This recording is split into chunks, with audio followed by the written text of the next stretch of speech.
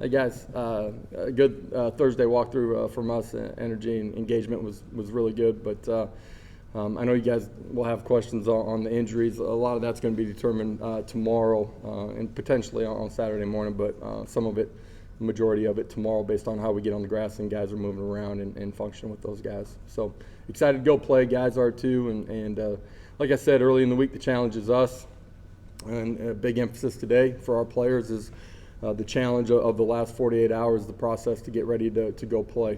They've been good Monday, Tuesday, Wednesday, like what they've done. We're good this morning, but later today, tomorrow is going to be important too. So we're learning how to do those things right as a program, coaches and players alike. So with that, I'll open it up. Questions? We'll start with Rob. Coach, you've mentioned several times this week about you weren't happy with the way your guys handled like the 48 hours before the game. I mean, what is your message to them this week? And small. I should let you finish. Go ahead. The message to them really has been about the things that we can control, and some of that's during the course of play, things that we saw, penalties in particular, turnovers, communication, small communication on the sideline. We're in a third and goal on the end zone. Structure of their defense is a little bit different. We end up walking into the end zone, being able to come over, communicate, which we try to as coaches, make adjustments and incorporate it into the game. It's in how you do everything. When I call the team up at the end of practice, are they engaged? Are their eyes looking at me? Are they really listening and hearing what's going on? It's in how you do anything. It's how you do everything. Those little things matter in a football game, and they show up every single week. So those little things are things that we have to improve on. The last 48 hours, which you guys have heard me emphasize a bunch, keeping what's important, right? Players and coaches got family coming in. You get a chance to enjoy them, but man, you got to flip the switch and get back into the football, and because it matters. It's how you come down to pregame meal. It's how you come down to what we call clap session, which is our walkthrough before we watch a highlight video and get on the bus. Those little things matter. It's the little things that add up to winning, and that's why I've talked so much about the process here this week. Vince, then Ben. Josh, how much do you believe in the interaction and the feedback from the players on the field, especially some of your veteran guys, and maybe making adjustments in what you want to do moving forward? Are you talking about during the game while you're playing, or are you talking about just as a program in general? I would say more during the game, but if you want to talk about the other aspect. I do think it's important during the process of developing your program that players have ownership. We talk about great teams. It comes from within the locker room, the accountability, the ownership, the standard of meeting the standard. So I think you got to put kids in leadership roles. You got to give them opportunities to communicate, fail in communication, learn how to communicate, and be a part of the process too. There's non-negotiables inside of our program. This is what it's going to be. I think it's important that you let kids have some feedback and some things that can go one way or another too. They take ownership in that, and it gives them a sense of being a part of the process. On game day, the more veteran your club is, when I say veteran or mature, I'm not talking about they're a junior, they're a senior, they're a fifth-year guy, a sixth-year guy. I'm talking about their maturity as a player, their competitive composure, trust in what they see and their ability to communicate. Absolutely, you take things that they see on the field that you may see differently from the sidelines and be able to communicate when you come over to the benches and be able to make subtle tweaks or incorporate something into the ball game. Just in what ways have you seen Jimmy Callaway grow since you've gotten here, and what's the next step for him? Grew as a wide receiver dramatically during the course of spring ball. Missed a portion of training camp. Is continuing to come back from that. He's got all the attributes that we're looking for inside.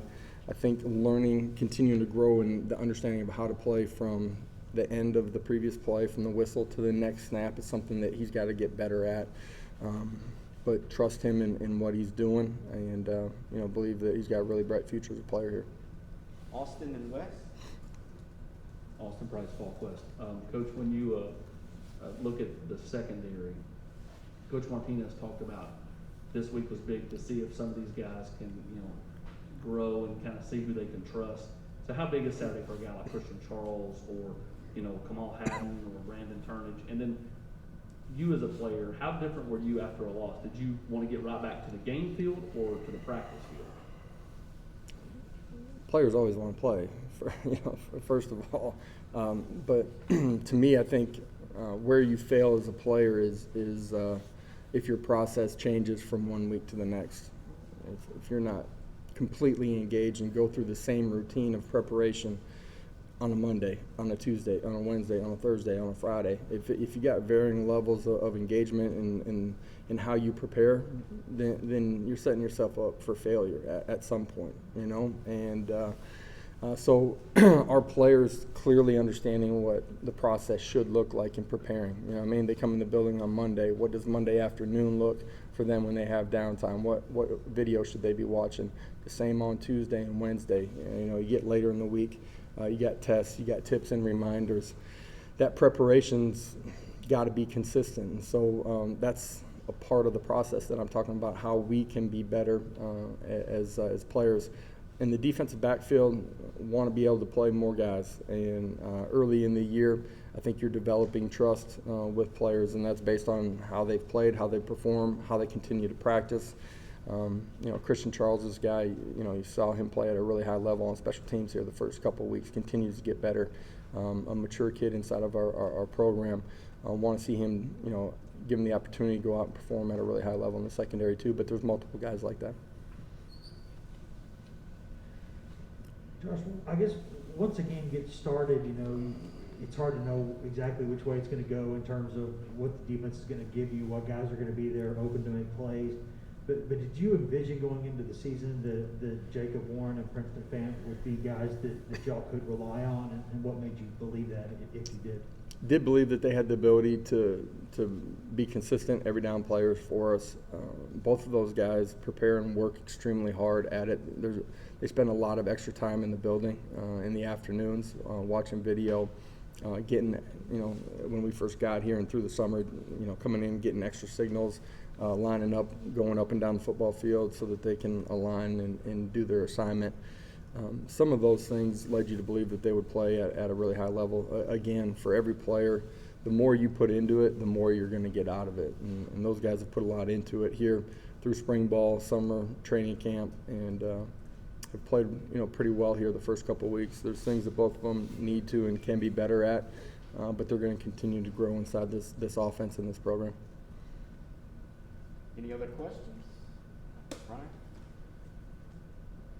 How would you assess Darnell Wright's first couple games so far this season, moving over to left tackle? Yeah, I think he's continuing to gain comfort and confidence playing the left side. We believe in him.